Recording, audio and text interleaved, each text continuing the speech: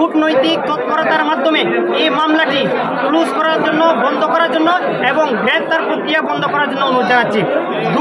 আমাদের দাবি 2 নম্বর দাবি হচ্ছে যে আমাদের যে নো এন্ট্রি দেওয়া হয়েছে সে নো এন্ট্রি তুলে দেওয়ার জন্য সরকারের সহযোগিতা কামনা করছি। তাই সংযুক্ত আরব আমিরাতে বৈষম্য বিরোধী আন্দোলনের সমর্থনে মিছিল এবং বিভিন্ন সংযুক্ত আরব আমিরাতেও মিছিল হয় এবং এখানে যে শুধুমাত্র মিছিল করার কারণে আটক হয়েছে এমন না, এখানে অনেকেই বৈষম্য বিরোধী আন্দোলনের সমর্থনে লেখালেখি করেছেন। তাদের লিস্ট আওয়ামী লীগের ওখানকার দুবাই আবুধাবির নেতাকর্মীরা সেখানে লিস্ট দিয়ে আসে, সেই লিস্ট অনুযায়ী আমাদেরকে গ্রেপ্তারে দেখানো হয়। এখন আমাদের দাবি হচ্ছে যে 1 নম্বর দাবি সংযুক্ত আরব আমিরাতে এই বৈষম্য বিরোধী আন্দোলনের কারণে এখনও অনেকেই আটক আছেন। আমরা অতি দ্রুত তাদের মুক্তির জন্য অনুরোধ জানাচ্ছি এবং কূটনৈতিক তৎপরতার মাধ্যমে এই মামলাটি ক্লোজ করার জন্য, বন্ধ করার জন্য এবং গ্রেপ্তার প্রক্রিয়া বন্ধ করার জন্য অনুরোধ জানাচ্ছি। আমাদের দাবি 2 নম্বর দাবি হচ্ছে যে আমাদের যে নো এন্ট্রি দেওয়া হয়েছে সে নো এন্ট্রি তুলে দেওয়ার জন্য সরকারের সহযোগিতা কামনা করছি এবং পুনরায় বিদেশ ভ্রমণে ইচ্ছুক ইউরোপ বা যে কোনো দেশে আরব কান্ট্রিতে প্রবাসীদের বিদেশ যাওয়ার ব্যবস্থা করার অনুরোধ করছি। 3 নম্বর দাবি আমাদের আজকে 50,000 টাকার একটা অ্যামাউন্ট দেওয়া হয়েছে। আমরা দাবি জানিয়েছিলাম প্রত্যেক প্রবাসীকে 5 লক্ষ টাকা করে আর্থিক সহযোগিতা দেওয়ার জন্য আমরা সরকারের কাছে অনুরোধ জানাচ্ছি, কারণ আমাদের ক্ষতিগ্রস্তের পরিমাণ হচ্ছে কোটি কোটি টাকা, সেখানে 50,000 টাকা দিয়ে আমাদের কিছুই হবে না। 4 নম্বর হচ্ছে আমি কি বলি, আর্থিক অনুদানের কথা বললেন, তারপরও কেন আপনাদের অসন্তোষ? আর দাবির কথা শুনলাম, এখন এই দাবিগুলোর ক্ষেত্রে কি সরকার কোনো পদক্ষেপ নিচ্ছে না? মানে আপনাদের দাবির জায়গাটা কি?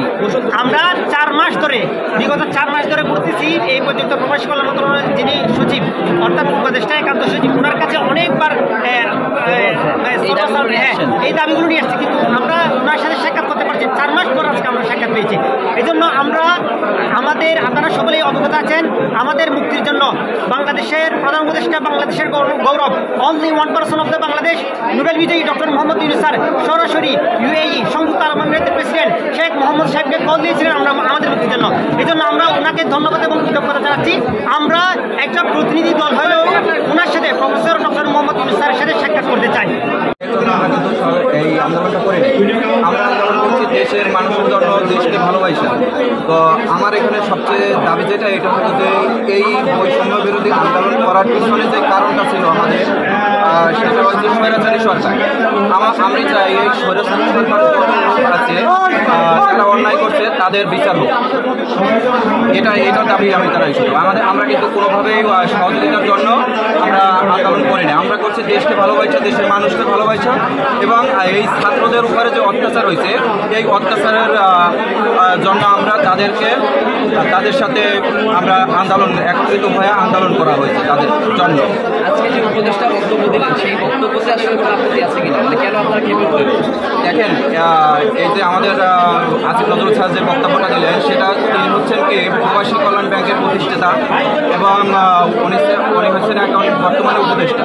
ওনার পক্ষে আমাদের এইসব দাবি সবগুলো মানা সম্ভব না। দেখা গেছে যে আপনারা এখন যে বর্তমানে প্রধান উপদেষ্টা আছে, ওনার সবচেয়ে বড় কাজ হবে আমাদের যে প্রশাসন যে বিভাগটা আছে, সেই প্রশাসন বিভাগকে কেন্দ্র করে তাদের কাজ করার জন্য আমি অনুরোধ জানাবো।